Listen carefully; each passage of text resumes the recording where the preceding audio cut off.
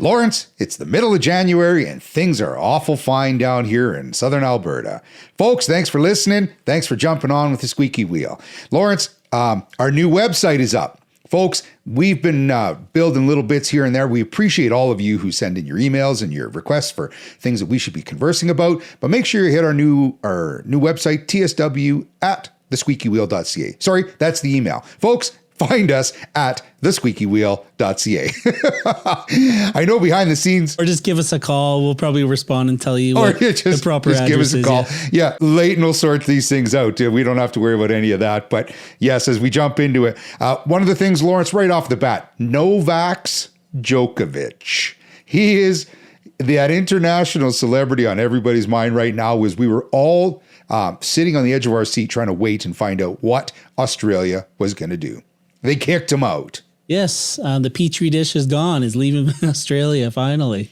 No, I'm just kidding. At the same time, if you go into a country and you lie on the form, and then you try to redact on that lie, government doesn't respond to that very well, right? So, and the Australian Open and the tennis community shouldn't really, sort of say, well, yeah, you made a big mistake. I was blown away at just how quickly a lot of their requests managed to get in front of the judge's eyes. But I do think that the populace in Australia saying, we won't stand for this.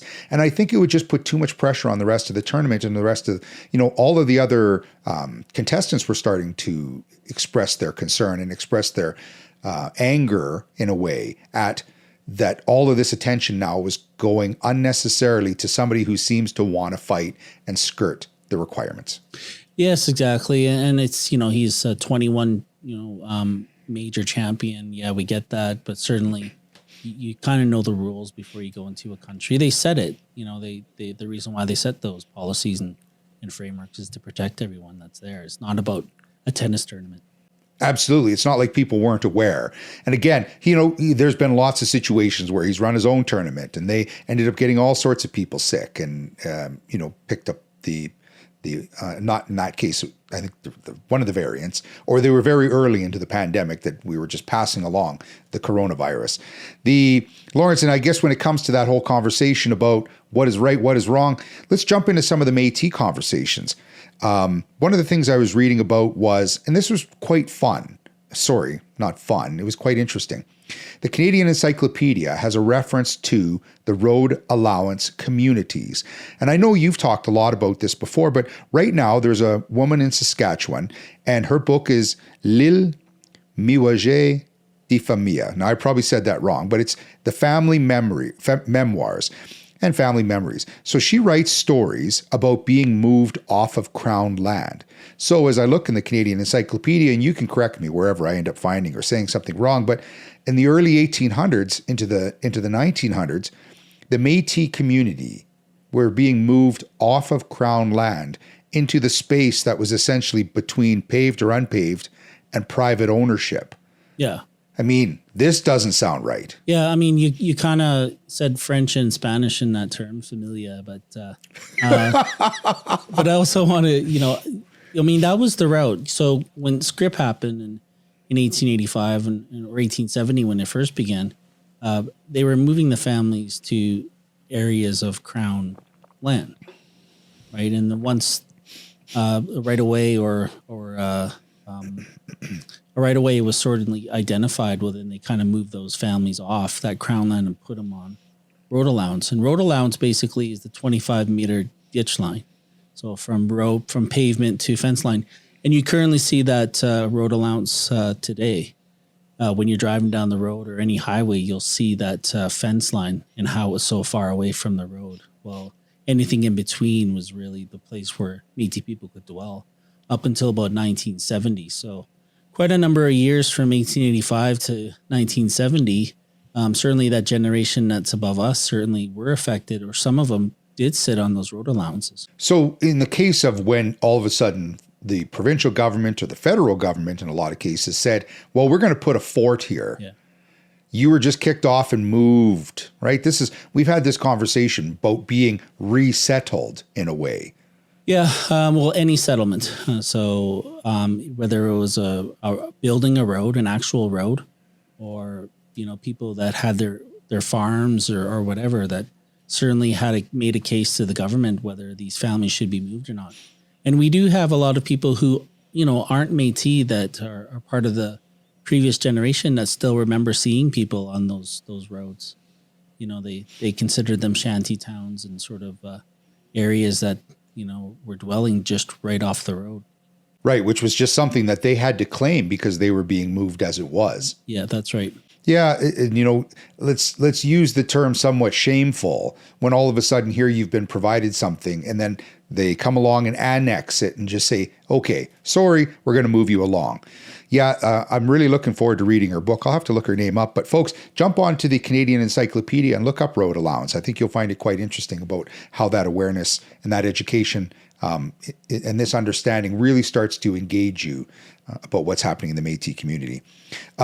Something that's happening very recent, Lawrence. Let's talk about credible assertion.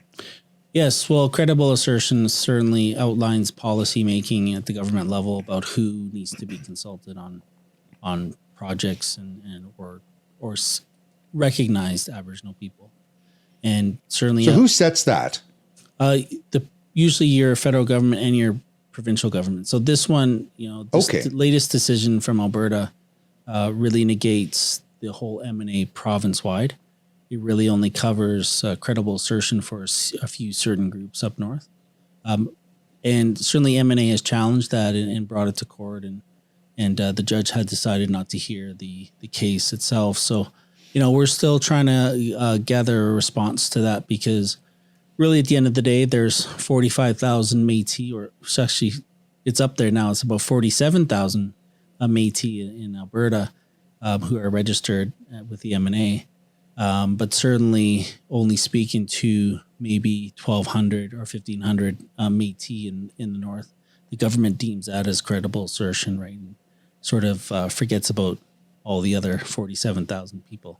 Or do the math, I guess it would be about 45,000 people. So is this sort of identifying that the government says, yes, we accept the relationship? Or are they suggesting that all of the other areas of Alberta need to apply or need to request that they be included? Yes. So, or, we've actually have applied, and we were working on the previous government relationship with them to establish that credible assertion. And then when this new government kind of stepped in, they took it upon themselves just to decide on a select few that they would consult with. Yeah, so they're making that first decision rather than, let's say, we're going to bring all of the Métis into this conversation. Yes, exactly. And if the Métis can't get into court to have a judgment, well then, what's fair is fair, right? Well, and all of a sudden you have this NOVAX Jokavic who can get to see the Australian courts within hours, almost days, and yet we're, delaying this by months or years. And actually, we're going to jump into a few other Métis things, but I was reading an article online, and this was about that there were dams in Ontario, and it's around the area called Lake of the Woods. And these dams were sort of federally installed back in 1887. And they ended up flooding all sorts of First Nation, Indigenous lands, and making it uninhabitable. So back, well over 100 years has gone by, and as of still in 2009, they've been applying for these requests from the federal government or to the federal government saying, well, you ended up just erasing all of this land by putting your dams up without ever consulting with the Indigenous population and the people who are living there. So here we are looking at 100 and almost 35 years, and these court cases are still sitting there. Does that just not seem unreasonable? Should this not be a priority? I mean, this land was stripped from Indigenous culture. Well, I mean, in terms of we're living in that reconciliation age, and certainly government has to respond, or at least have an answer to those questions. And certainly it's up to the First Nation communities there to really decide whether they want to move to court and make it an actual decision from a Crown decision that government will have to respond to. but that takes years. Daniel's decision took us 17 years to get there. So it does take a long time. And if they're willing to go through that legal battle, then yeah. Well, and I don't think you have any choice. If you don't bring it to the attention of the people who could look at it. I mean, look how long it took to get clean water on most of the reserves that are out there. So let's jump into something that's actually kind of a little more in the positive realm of things, Lawrence, instead of sometimes finding or talking about all these setbacks. Métis Crossing. Yes. So, I mean, they're moving, quite rapidly on a lot of the things that they wanted to implement with a lot of the development there. So I know that now there's a bison farm that people might be interested in viewing. They have a lot of the white buffalo that are there. And they're looking certainly at the Elk Island buffalo in the near future, bringing those buffalo there. We know that their new 44, I think it's 44 units, 41 or 44 unit lodge is already built and established. So I'm looking forward to staying there. Cell service is always poor, but definitely if you want to get away, but it's Métis land, it's M&A owns, that entire acreage, and we definitely look at the development there. If a large conference center and hall to now a large lodge, that wasn't there even 3 years ago when you went to Métis Crossing. In fact, it was just basically a green park with teaching areas, but now they've really emphasized the tourism angle. Well, and to all of our listeners who may not live just in the slight northeast area of Edmonton, I think it's, about an hour's drive from outside? Yeah, it's about an hour and 15 minutes, kind of like it's near Smoky Lake, Alberta. So if you're in that general direction, you'll come across it. It's on the river, so it's a very nice lot. Yeah, and I know that they had honored my father this year for Aboriginal veterans and Indigenous veterans. So I think that's pretty fabulous, and they're definitely building on that area. And I'm pretty excited to hear about. They've been working on this for a while. Maybe they should have been putting up the cell towers before they were putting up the rooms, but I think it's all going to work out in the end. Well, maybe Squeaky Wheel can go up there and do a little filming if the cards work. I'm pretty confident you and I could probably get up there. I know that as we move forward, and folks, we're all excited about continuing to move out of this. So Lawrence and I can sit together. This way we can poke each other with sticks in order to try and keep the other person awake or to try and make them more interesting during our podcast. But yeah, I'm looking forward to sitting a little bit closer with you, Lawrence. Federal truckers. Here we've got this horrible issue of a supply chain. We had Vancouver shut down, where the rails are struggling. We're in this difficult time. And sadly, we're in that same conversation with what we would sort of consider emergency services, emergency role kind of workers.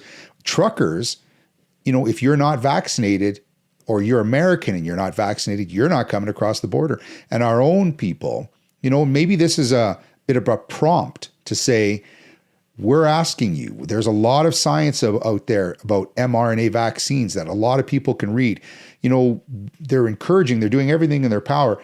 Boy, we may see a bit more struggles here on our side about getting anything that comes from the north or anything going east or west if our truckers can't move around. Yeah, I mean, Boxing Day, I ordered a few, I guess you could say, things from Hudson's Bay. Company, not because my ancestors worked there. It's because I was interested in some of the deals and, still waiting for my duvet to show up, from Penticton. And that's been 3 weeks now. Versus I got a pair of flip-flops that were coming from Calgary, got those no problem. But definitely the one over there, yeah, who knows where it is? Probably in the States somewhere on its way here. Well, and, this continues to engage all of our, everybody in the public, we continue to put walls up, and instead of having the conversation or trying to work at creating the education as these new issues of just trying to figure out how the truckers, we still get the fight from the anti-vaxxers. Yeah. And I don't know, Lawrence, maybe they don't listen to our show. Maybe, I don't get a lot of hate email or anything about that conversation. So maybe most of our listeners are all vaccinated, and that's, we're doing our part of sharing the conversation. I always say, I am willing to listen if you're willing to share a conversation, you can't be rude. You can't make prejudiced statements. We need to be inclusive in our conversation. But if you have any science behind the reason why you make your decision, I'd be encouraged to hear it. I'd be interested in hearing. But, I just never get anything. And yet, half the time on the other side, those people don't want to listen to you, right? And maybe this is going to be the plight and the struggle that we're going to be faced with for a long time. And, I read about the grocery store workers. And yes, to me, they are front line center. They're doing so much work, and they're all the people who are going through. There's always that exposure. How do we say thank you, and be respectful? For the most part, my suggestion is say thank you when you go by and wear your mask. Yeah, I mean, we know that we're approaching possibly the endemic phase of this, but, endemic doesn't mean that the virus is gone. There's an endemic for malaria. There's an endemic for certain flus, a lot of things. It doesn't mean it's the end, the virus being. It just means that we can manage it at that point. And we need to actually get there. So through vaccination, through treatment, through testing, those are the only 3 areas that we'll be able to get to that endemic part. But we're still in the pandemic still. And we still got to be a little bit careful until we get there. No, 100% agree. Folks, we continue to have to do our part. Undersea volcano that just erupted in the Pacific. I think it was by the island of Tonga. So, boy, our coasts are getting beat up too. All of a sudden, here's this potential for tsunami ringing on the west coast as there's a potential for water. And I think there was some water and some waves that came in. And fortunately, never got to the point where it was really doing any extreme damage. But, boy, you're living out on the coast.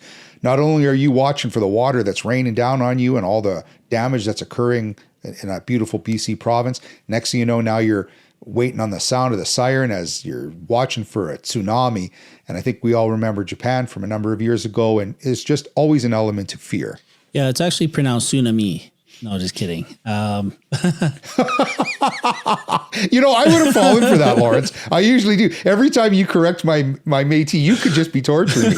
Or my Michif. Yeah, I'm not too sure. Folks, you heard it here. We got to watch this guy a little closer because he's going to torment me. Yeah, definitely we have enough technology out there that really can hopefully get that warning up for the tsunamis. And in Japan, that was the worst one we've seen since I've been alive. That was only about 10 years ago, where it just engulfed the whole island that was there, right? So we want to make sure that those communities are protected, and certainly on the BC coast, and hopefully it doesn't affect us too much. But yeah. Folks, I just want to take a second here before we jump into more of our conversation to say thank you to our sponsors.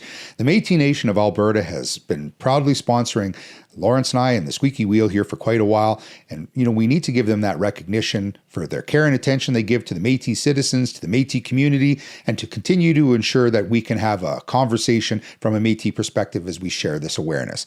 And another very, very big shout out to the diverse management agency, the Steel River Group, who in this last little while has sponsored us to ensure that we continue, again, to have Leighton behind the scenes, have our team behind us that helps us when it comes to building our conversation, building things like our website, and ensuring that Lawrence and I get the opportunity to share, again, the conversation from a Métis perspective. This is a group that is involved in many, many different aspects of industry through, I think, in their projects all across the Western provinces and in Canada. And I think they have some extension down into the US. And when they're that big, they're successful and they're doing the right thing. So big shout out to the Steel River Group.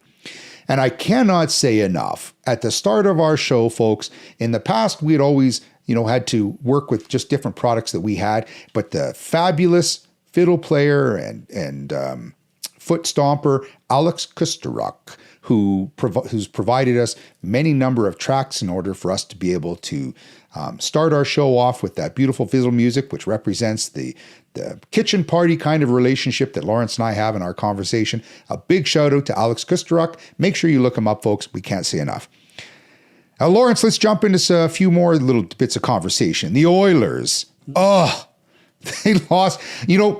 This province, when it comes to anything in Ottawa, is always a difficult balance. But here the Oilers were up 4-1 and ended up getting 5 goals scored on them. Just collapsed to lose to Ottawa. I'm doing everything in my power to want to watch as much hockey as I can to be supportive of our, essentially our national sport. But what are they doing wrong?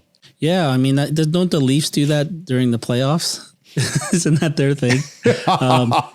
Well, at least I'd like to get there with the Oilers first before I see them implode. Yeah, but I mean, who knows what's going to happen there? Connor McDavid certainly will have to decide on whether his free agency will last, and they really got to build around him. I don't understand, why they don't get good defensemen and good enough goalie, for the long term. But I mean, yeah, it's a tough goal, I think, in Edmonton right now. Folks, you heard it here. Lawrence and I would like to be a part of that Flames ownership group. So if there's any shares laying around Flames? and you're interested in having us, if there's any Oilers. Yeah, if there's any spaces sitting around where you think Lawrence and I can sit on the board of the Oilers, you know what, Lawrence? Folks, if there's any out there who want us to sit on the board of the Flames, the ownership group as well, we're happy to do that. We'll put one of each of us on each one of these boards and try and make the right decision. I'll go in those rooms and demand a new arena for the Flames. I hate going to the Saddledome. Yeah, I hate it.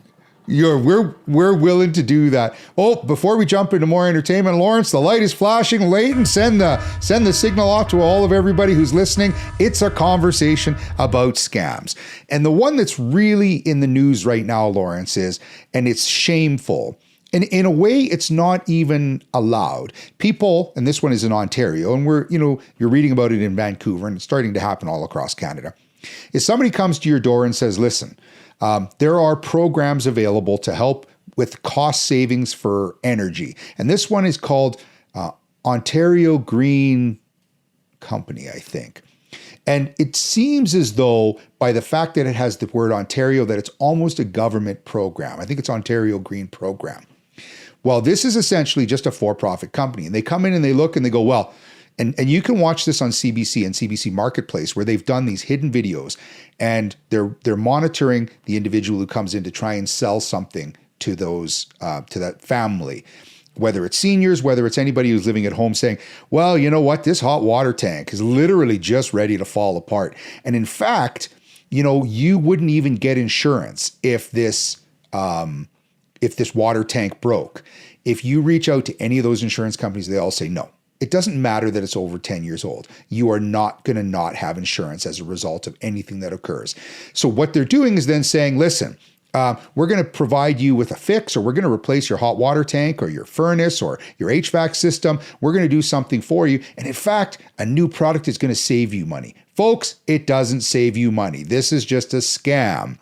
And what happens as a result of, if they put a piece of tape on your house, if they put a screw, if they put a nail, if they do anything, if they make any changes, they can then apply to have a lien against your home.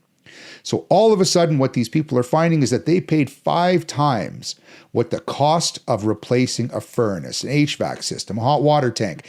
And as a result, let's just say they decide they want to sell their home.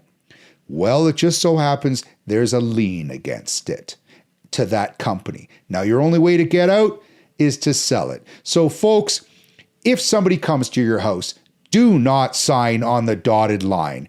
Ask for some help from a friend, from a neighbor. Look up on the internet. What are the hoaxes out there regarding hot water tanks, HVACs? And you will find this information. Folks, don't get caught in this. Do everything in your power. If somebody comes to a scam, you're even welcome to email us here before you make that decision, and we'll steer you in the right direction. So subscribe to us here at TSW, and make sure you follow us on YouTube, because folks, we're out there everywhere. And as you've heard from Lawrence and I, now you can find us on all the different mediums when it comes to podcasts. So Lawrence, let's talk a little bit more.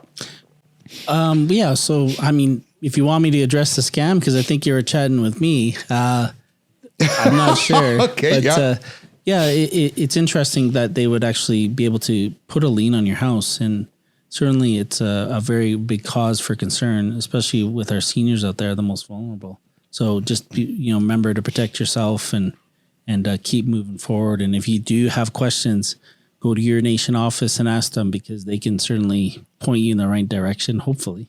You know what? Actually, Lawrence, that's fabulous as well. Reach out to the local, reach out to your regional office, reach out to your Métis association, wherever you are across Canada, and create that little bit of awareness. And again, that's the purpose of the Squeaky Wheel, is to continue to have the engagement and to try and encourage our own citizens, to encourage our own friends, our own family, our elders, in order to continue to connect. Because folks, don't be embarrassed. If this happens to you, the earlier you start out to ask the questions of what can be done is better than waiting longer. So Lawrence, yeah, thank you. And actually, that's a great reminder when you always say, let's continue to connect our own community. Reach out to our community.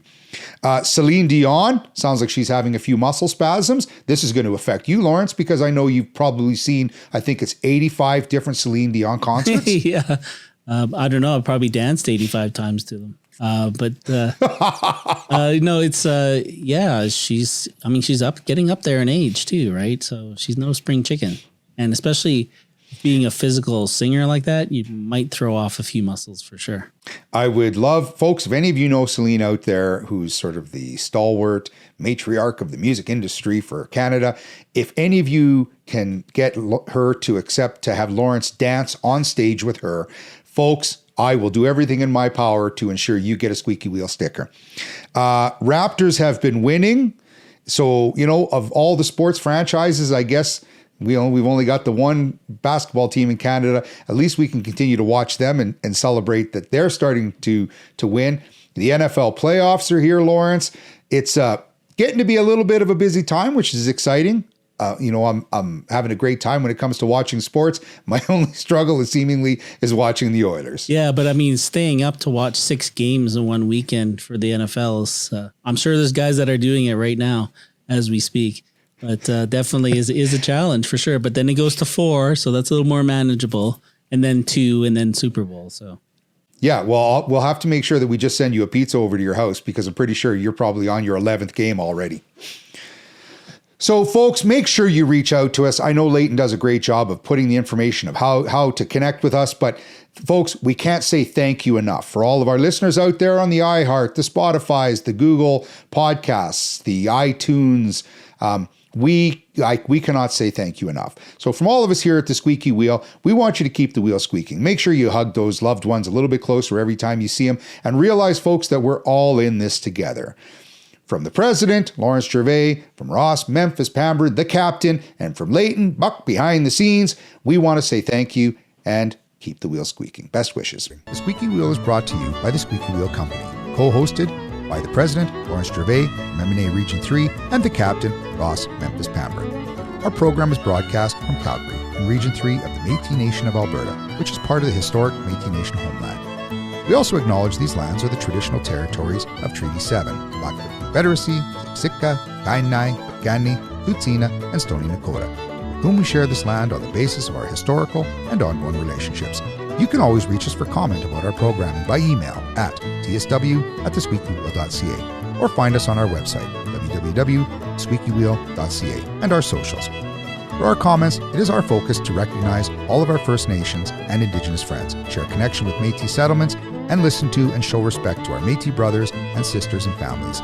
Here at the Squeaky Wheel, we give thanks to our elders for their guidance and to Mother Earth for her time she allows us to be here and share her bounty. From all of us at the Squeaky Wheel, Tansi.